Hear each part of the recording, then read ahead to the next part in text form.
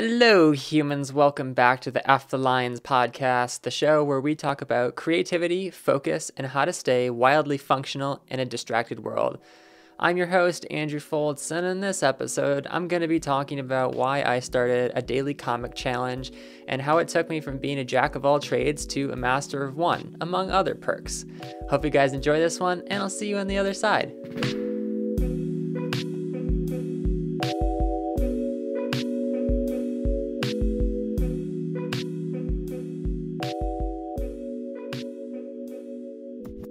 November 14th, 2019. I drew a couple of lines, then scribbled them out and slumped down in my chair. The piece of paper in front of me was a war zone. Half-drawn heads, wobbly cups of coffee, and crooked guitars stared back like soldiers begging for a medic. This was supposed to be the new me. Yesterday, I had decided to start a 365-day challenge where I would draw comics for a whole year.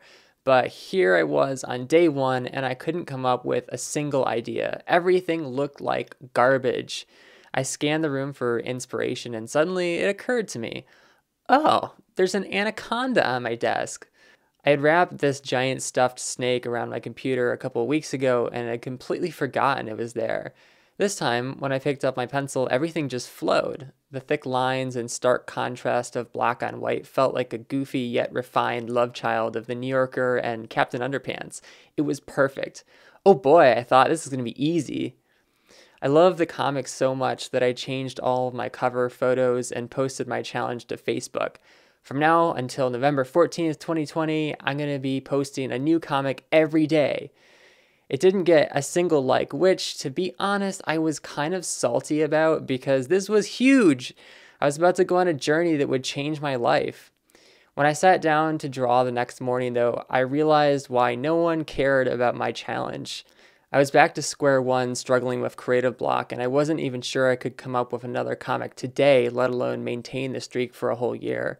It's true, I thought, talk is cheap, and year-long challenges impulsively posted to Facebook are even cheaper. I got through day two by cheating, sort of. Instead of drawing a comic from scratch, I took a picture of some shoes and traced over it. People liked it, but I knew I had to do better because shortcuts weren't going to make me a better illustrator. The next 5 days, I drew music coming out of my head, an anti-aircraft gun shooting down an email, me steeping myself in a tea bathtub, and another one of me climbing an infinite bookcase. My ideas were creative, but there was something missing. On day 7, I drew myself holding a sword and shield and fighting my iPhone. Again, it was technically okay, and I could see my skills improving, but I felt like I was trapped under an invisible glass ceiling. Around the same time, I started following Gemma Carell. She's brilliant, by the way, and I couldn't help comparing myself to her because we have similar illustration styles. I kept thinking, what makes her comics so good? Obviously, she had been at it way longer than me, but the one thing I kept coming back to was her honesty. Puns aside, she was being totally open about herself, taking her anxiety, depression, and insecurities and throwing them all on the table like, here I am, take it or leave it. It was time to stop hiding from myself. A few weeks ago, I came across this podcast episode where dating coach Cora Boyd was talking about how the facades we hide behind are really fucking distracting. For emphasis, she pauses and yells, "People can't see you!" That's how I was feeling back in 2019 when I started my challenge. I kept putting up this sunny facade of everything's fine, nothing to see here.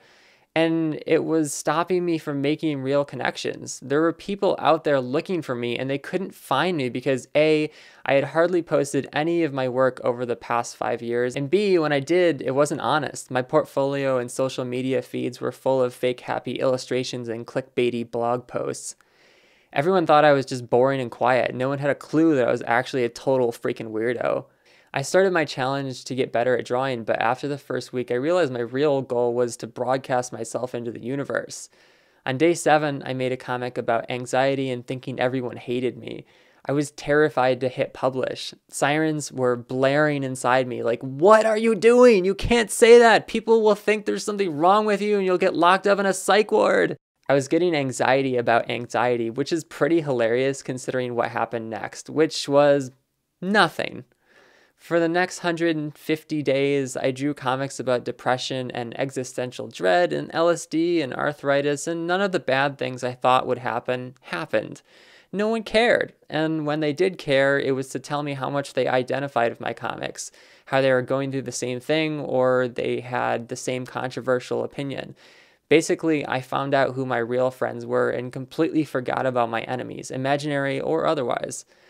One other perk of my daily challenge was that when the coronavirus hit, my life didn't change at all. While everyone was freaking out, I was in Zen mode, just cranking out comics. I was the eye of my own storm. Doing something every day for a whole year is a huge commitment. You don't have to have everything figured out to start, but you do need the proper motivation. When I realized how much time I had wasted trying to be a jack of all trades, it was humiliating. But humiliation is the fuel that kept me going every time I felt like quitting. While other people talk about their ambitious goals, I wake up every day and make mine happen. It's an amazing feeling, and I want that for you too. So here's some tips to help you get started. Number 1, topic and audience. I've tried to start a daily challenge lots of times before, but I always gave up after a few weeks because I didn't have a big enough why. The 2 questions you have to ask yourself are, what am I creating? AKA, what's the topic? And who am I creating for? Or who needs my work? One of my classmates from high school OD'd last year, and the last time I saw him, he was trying to make it as a comedian. It breaks my fucking heart to see creative people spiral out like that, so I made it my mission to share practical tips on mental health and productivity. Number 2, format and limitations. You can increase the difficulty of your challenge as you go, but your core promise should be something you know for sure you can accomplish every day, whether you're happy or totally burned out. On a good day, I can draw a comic, write 1,000 words, and record a podcast episode like this one. But that level of creativity is totally unsustainable. When in doubt, underpromise and overdeliver. Also, being lazy is a good thing. I draw my comics in 1-stroke weight, and I only use black, yellow, and white. You'd think putting limitations on yourself would make things harder, but it actually frees up brain power. Because I don't have to think about color, I can be a lot more playful with the shapes and sizes that I use. Number 3, publishing and documentation. It's hard to believe, but people care as much about how you work as they do about the art itself. Screenshots, mini tutorials, and improvised vlogs show your raw side. When you're authentic, people will follow you. When it comes to posting your work, don't worry about whether it's perfect. Just hit the publish button and move on. You should put all your energy into one main channel and use everything else as marketing. If you try to engage on 10 different platforms, you're going to burn out.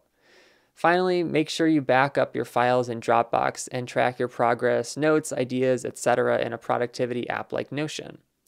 So let's talk about how you can take action. How do you know when you're ready to start a daily challenge? Well, it all starts with one thing, your thing. Maybe it's drawing or a piece of music or a time when you help someone in a really powerful way. When you find that thing, make it day 1 of your challenge and tell everyone you know that you're serious. Make it doable, but also set yourself up for massive humiliation if you fail. You can't change your life if there's a plan B. You have to burn your ships. So if you're thinking about starting a daily challenge, let me know about it. Drop me a comment on Medium. There's a link to this article in the description below. And if you like this story, stay tuned because part 3 of 6 of the Perfect Day series is coming very soon to a podcast feed near you. Thanks for listening, humans, and I'll catch you next time.